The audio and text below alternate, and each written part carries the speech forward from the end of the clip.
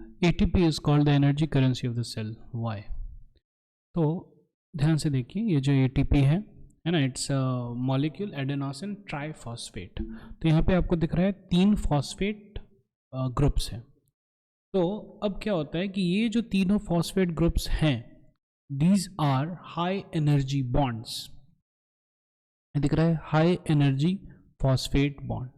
तो अब जब सेल को कुछ काम करने का जरूरत पड़ता है तो वो क्या करेगा, वो एक बॉन्ड तोड़ देता है और वो जो एनर्जी रिलीज्ड हुआ, that energy is used by the cell to do work. Okay, तो ये देखिए, ये तोड़ दिया है ना, और उसके बाद फिर काम कर लिया। अब सेल क्या करता है, cell now in respiration, cell breaks down the glucose molecules and its जो एनर्जी रिलीज हुआ उसको वो एडीपी, क्योंकि ये टूट गया था इसलिए डाइफॉस्फेट हो गया, वो फिर से एटीपी बना करके इसको फिर से रख देगा, ताकि जब उसको जरूरत पड़े एनर्जी का तो फिर वो एटीपी से ले लेगा। Same thing like currency. जैसे हम लोग के पास थोड़ा सा ज़्यादा पैसा होता है तो क्या करते हैं, हम लोग बैंक में रख देते हैं, and then whatever activities we do जहाँ पे पैसा रिक्वायर्ड है, वो तो हम लोग क्या करते हैं, बैंक से हम लोग पैसा लेकर के हम लोग यूज़ कर लेते हैं।